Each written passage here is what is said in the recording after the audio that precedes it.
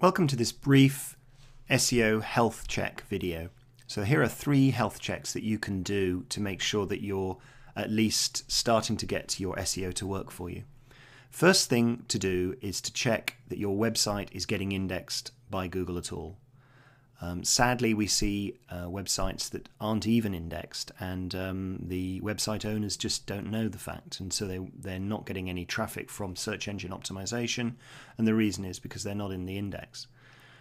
The second thing we'll look at is how well your pages are optimized in the index. And thirdly, can Google find all of your pages? It's good to fix broken links on the site, and Google can actually tell you which ones it can't find, which is probably the best source. So we'll walk through these 3 health checks that you can do very easily on your own. What I've done is I've typed in site:/bbc.co.uk into Google. Now notice that I've not put www, and also that there's no space between the site and the colon and the start of the domain, the BBC in this case. It's showing me there are 12,300,000 plus results in the Google index, which is an estimate of the number of pages that Google has indexed for the bbc.co.uk domain. Now, that's not a surprising number. I would expect to see that to be a very high number because it'll be including videos, PDFs, documents, etc. that are uploaded that it is able to index. So to find out whether you're in the index, you type site: and your domain name.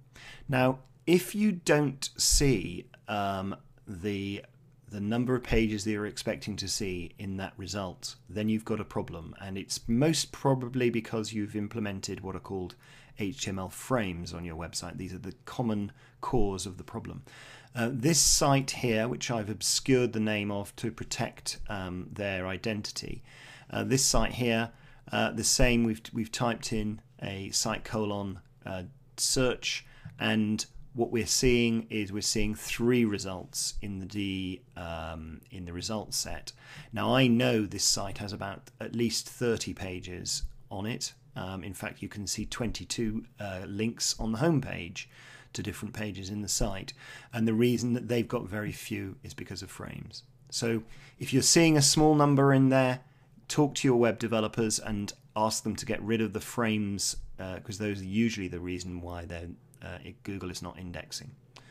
So the second thing in our list is to look at the quality of the pages you've actually got in Google. Now I'm going to look at a site here called motorquick.co.uk, and it's a great example of well optimized pages. They've got 12,400 pages in the index, and each page is really nicely optimized. You can see here this about page.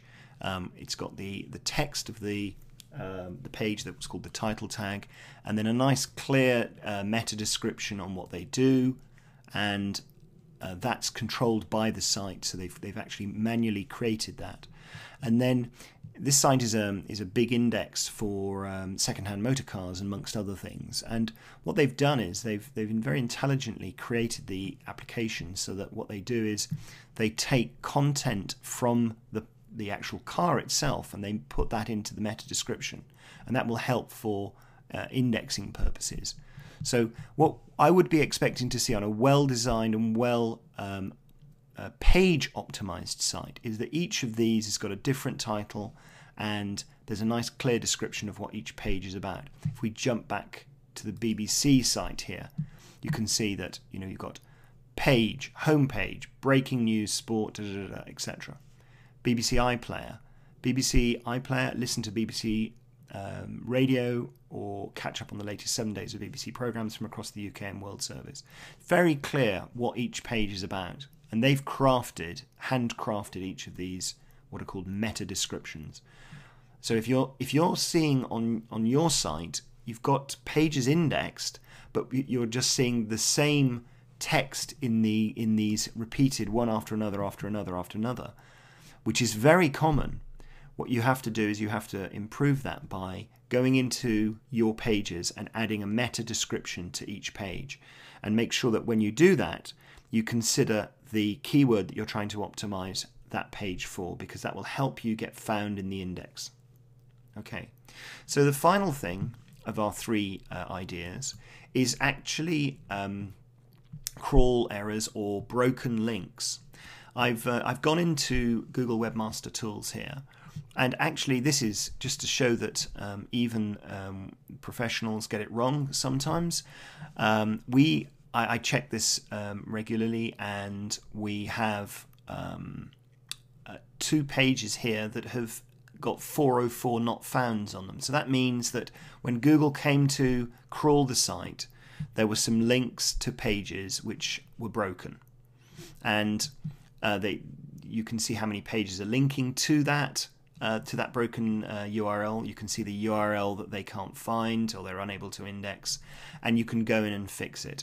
And the more errors you have when Google come and crawl your site, the worse they're going to score it. So it's worth going in at least once a month to check you've not got any crawl errors on the site using the Google Webmaster Tools. Might as well use Google's own tools, because you'll get the best analysis, and you're seeing the site as they see it. So go into Google Webmaster Tools, which you can get to by Googling that. And if you haven't already done so, register your site, and Google will give you this feedback after they've come along and updated it. So I hope that was a useful short video. There will be more in this series, and I look forward to delivering them for you.